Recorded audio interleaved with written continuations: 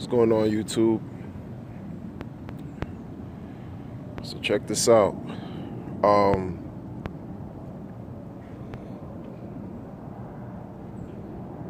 I saw a couple videos on YouTube, and well, first I'm gonna share my thoughts on this fear that people have with, or supposed fear that people have with the terms of service that the YouTube channel is, not the YouTube channel, that Google, Alphabet, whatever, is about to initiate or enforce.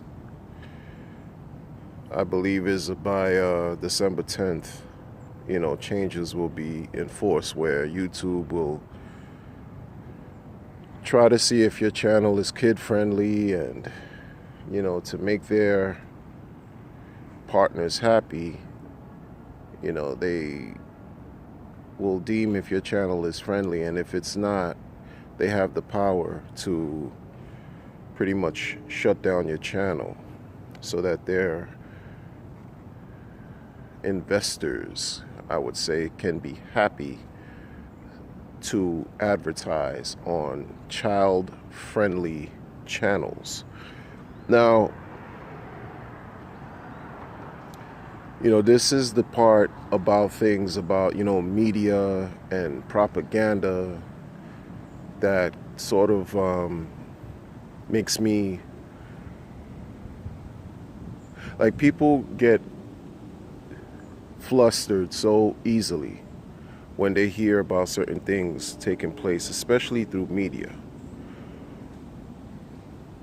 I've learned that you can't trust everything you hear from the media, especially in the western part of the world, the United States. You can't believe everything you hear on the news. And this media kind of thing that's taking place on YouTube, where people are voicing their opinions about the changes with the terms of service and Google, and being afraid of not being able to make content and getting their channel struck and stuff. This is where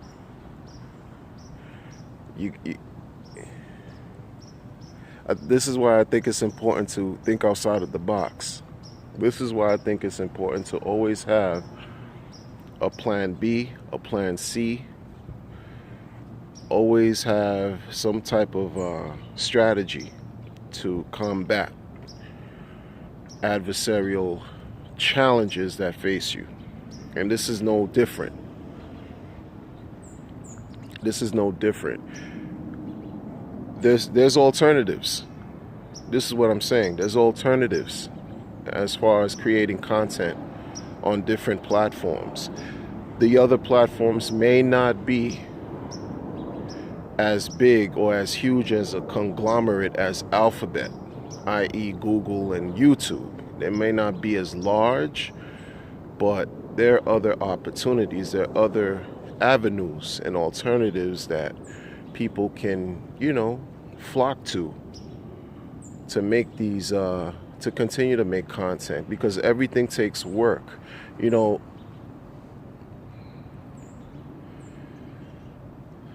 I've had channels for a long time, and I never put myself in a position, and I'm not saying I'm better than anyone else, but one thing I understood early on with YouTube, for example, I didn't own my channel. Just because I have a channel, and I still don't own my channel, just because I have a channel and I create videos, and I've been doing that for a number of years, and I'm this supposed verified partner with Google or YouTube, doesn't mean that I own the channel. I don't own it. This is not something that I can take and pass down to anyone. I might be able to sell it, they say, and give the rights over to someone else, quote unquote rights or passwords, whatever type of information. I can possibly sell it to someone. Okay, fine. It doesn't necessarily mean I own it, though, because YouTube, if my channel gets struck, I don't have the power or the authority to say, no, I'm going to erase any opportunity that someone has to flag my channel because I own this thing. I can't say that. I can't say that. The last word doesn't stop with me. The last word stops with the powers that be in YouTube. So I understood that from day one. So that's why when I created my material, I always had in the back of my mind that this could be taken away for whatever reason at any point in time. It doesn't matter how PG or G friendly, my channel is. So I kind of saw this, I expected this because I know this is not mine. If I created a network on my own that was the D word, decentralized, that no one could take away or no one could shut down, then that's a different story, because I know I had a hand in it. It's something that I created or whatever. I might not put my business out there as far as being the creator. If it's a decentralized, generally it's anonymous or whatever, no one controls it, then that's a different story. Or if I had my own network that is centralized that I created, then the buck stops with me. I make the final decisions on everything because I'm the owner. But I'm not the owner of this channel, so to speak. I went to somebody. I had to, however you have to do it to create a channel, that's what I had to do. I had to go by the terms of service. I had to go by the guidelines. I had to do what I had to do to apply to have a channel and become, verified to make videos. My channel's not monetized. It doesn't matter. It doesn't matter. Because once they set the rules, once I understood that I'm getting into a so-called partnership with another entity, a larger entity, because if it's not for them, I can't get my message out there because I don't have anything of my own. I'm agreeing to this. Then I have to also understand that when changes come, I could be affected. You can't put everything in one space, like as far as all your eggs in one basket. That's what I've learned. And I'm just sharing that because there's a lot of sentiment out there of fear that people think that their livelihood is going to be affected. And in some cases, rightfully so, because many people, they live off of the earnings they receive from, the monetization and ad revenues and AdSense off of YouTube. But you have to have a plan B. That's why it's so important. And this is not financial advice, never will be. That's why it's so important to listen when people who have been financial investors and entrepreneurs, they've said, this is one of the reasons why it's important to have multiple streams of income. So that way, if one stream gets affected or cut or it stops, you have others that are in place to keep you afloat. The same principles apply here with YouTube. It applies here. Don't put everything in one space, because when you lose that, you got to start all over again. But if you have your things divided in certain areas, if one gets cut short, you still have, let's say you have 5 different streams. If 1 or 2 gets cut, you have the other 3 to keep you afloat. Strengthen those, and then so that you can be able to build a 4th, 5th, 6th, so forth and so on. So what's all the fear about? People have to understand certain things. Nothing is forever too. That's another thing. People think that, like there was a time when folks used to brag about how much they're earning in YouTube before the ad apocalypse. I think the ad apocalypse thing hit in 2018 when, there was just this, advertisers were complaining to YouTube about how, YouTube was showing ads on channels that were, just extreme hate channels and terrorist type of, jargon and stuff like that. And they would show ads. And so once the company started to pull their ads, and complain to YouTube. Now you have this resurgence and all these changes, and YouTube doesn't pay people the same way that they used to pay, and you have to have a certain level of subscribers and viewers, and things are always changing constantly. This is something that's expected. And even now, so like people used to say that they used to earn thousands and thousands and thousands of dollars per month just making videos, just creating content. I mean, that's great in a sense, but because it's changing, so how are you going to change with the times? Once you get involved in a partnership, there's another thing too. Well, let me finish this thought. Once you get involved with the partnership, you have to know that it's you doing your part and agreeing to whatever terms that are laid out in front of you. And if you agree, you agree. You have to work with it. If the other entity is a large corporation like Google, a multi-billion-dollar corporation, they can do whatever they want. They can do whatever they want. And you have very little, next to no power. You have to just eat it. You have to take it. You have to deal with it. Make the necessary changes, though. This is what I'm saying. Seek other means, seek other alternatives. I've seen, people who talk about other types of information on their channels. They're like literally begging their viewers to join their Patreon, which is what they were doing back with the ad apocalypse. They're begging their viewers for donations. They're creating, a crowdfunding platform so that they could raise money, so that they could remain afloat, keep their bills, pay their bills, keep their channels going, but on different streams. In the crypto space, you have DTube, you have BitChute, you have a number of, options, but the problem with those things are, with those options, they're not as large as YouTube yet.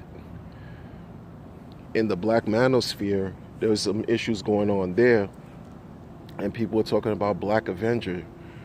Black Avenger is nothing like YouTube. Nothing is anything like YouTube. And when I say it's nothing like YouTube, they're not as large.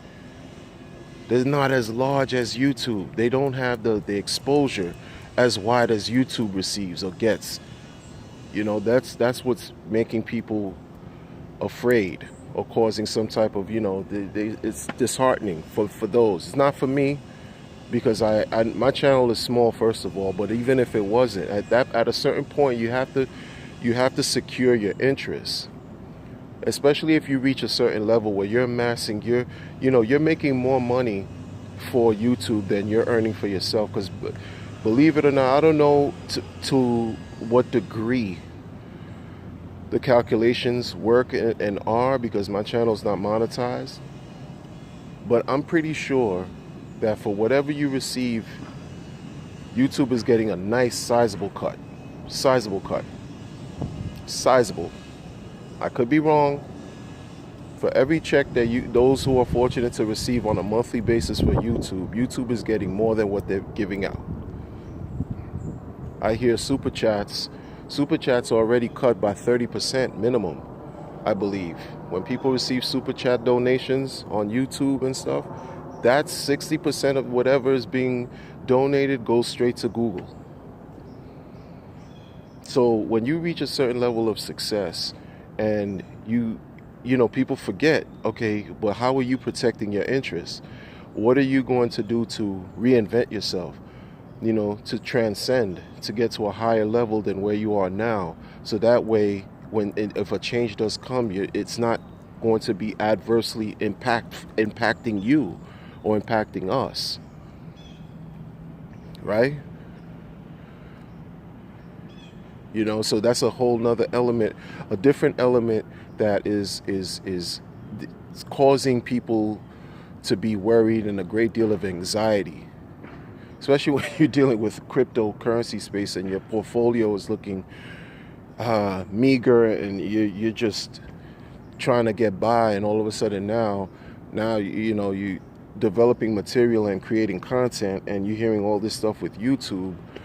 That's part of the noise that you have to keep in its own space, keep it in place. Don't allow it to affect you and throw you off whatever you're trying to do, because there's other options. It's just about, okay, this didn't work, You have another chance to do something else.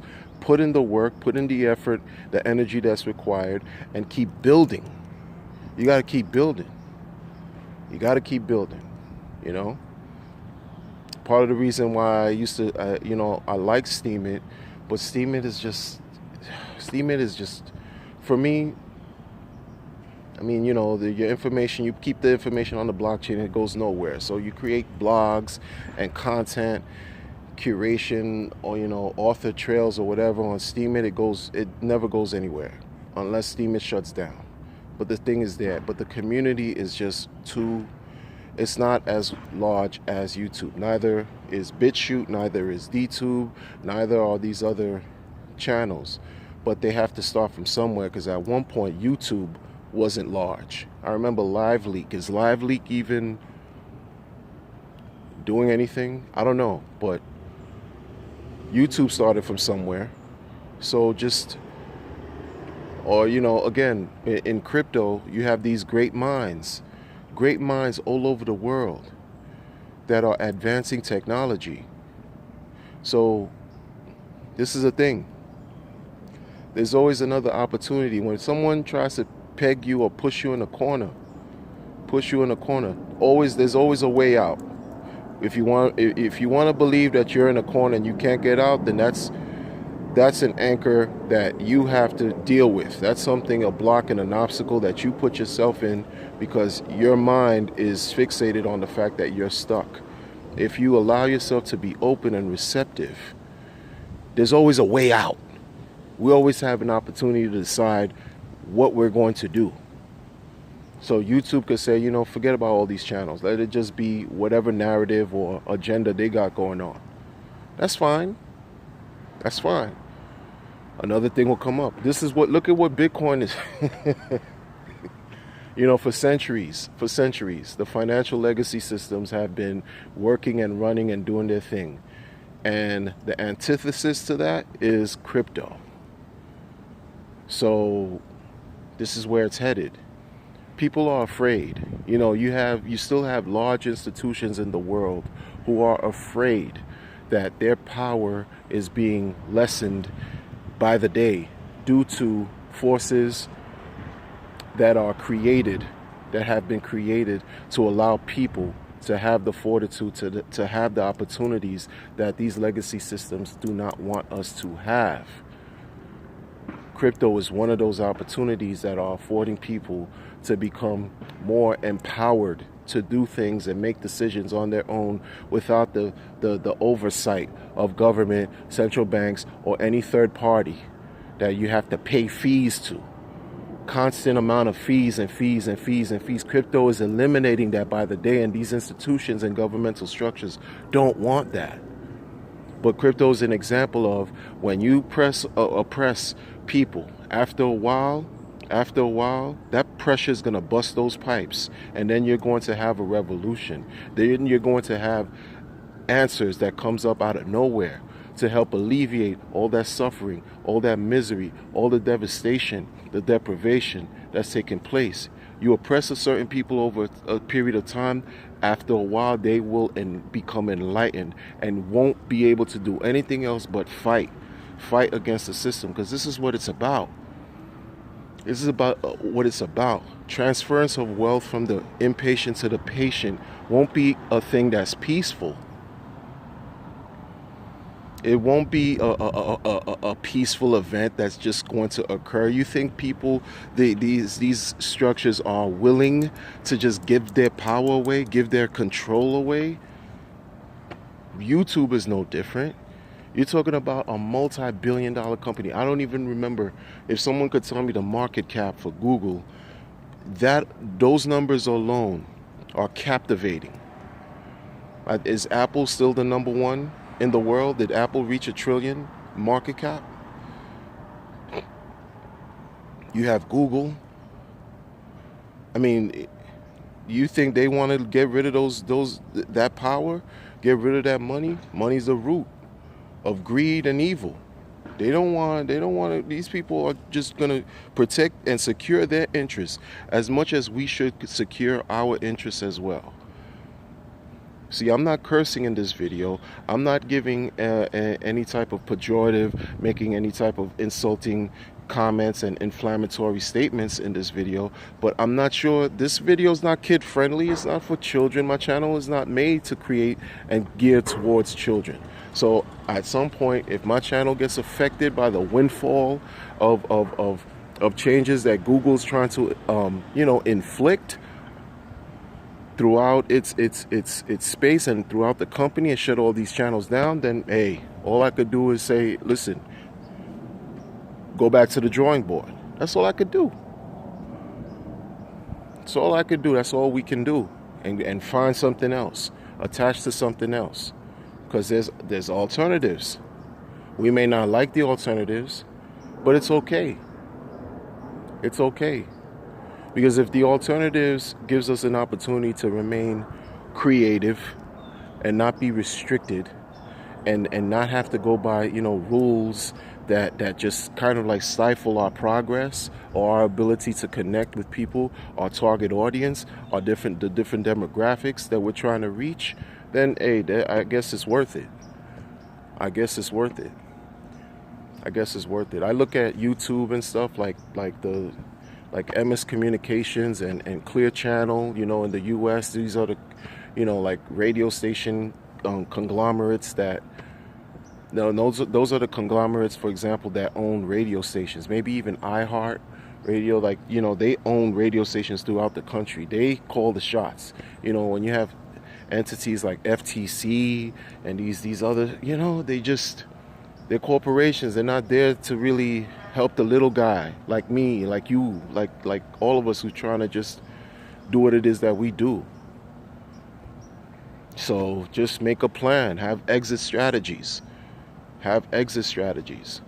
in a sense. Create an exit strategy so that you can always land on your feet. When the rug gets pulled, when that YouTube pulls that rug under your feet, you still can stand because you have another option that's holding you up.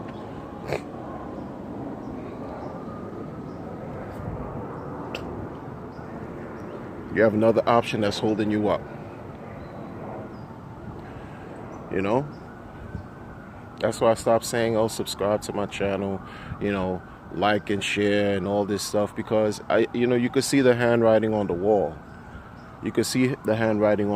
And even if you're into music, of course, if you like music and stuff, but in the hip hop space, Leo Cohen was hired by YouTube to take care of their music division. And there's been a lot of changes, and artists have made the remarks and have noticed that there's been a lot of changes ever since Leo Cohen joined YouTube and has been the head of the music division. Things have changed.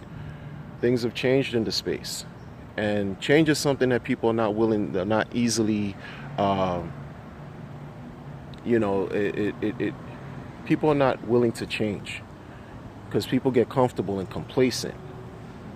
And changes just shakes you up. You don't like that sometimes. Sometimes people rather be comfortable. But you gotta make the necessary provisions, So a lot of entertainers get affected by, whatever Leo Cohen has decided to do, and certain channels can't play certain types of music, and then you have things with like streaming issues and Tidal years ago with owning their own stuff. And even the entertainers, as far as artists and music, they talk about you have to own your own masters. Ownership is everything. Ownership means so much. But when you're dealing with someone who you're supposed to partner with, in a way, we're like giving our time away for free, especially those of us like myself whose channel is not monetized. I'm just volunteering. I'm not getting paid. I'm not even an independent contractor. YouTube, in a sense, is my employer. I can't just say, I own YouTube and I can give this down to my children or my grandchildren or my great-great-great-grand. I don't own YouTube. So figure it out. Make the necessary changes, make the necessary preparations, and help meet your needs, I guess, So that's it. Take care of yourselves. Until later.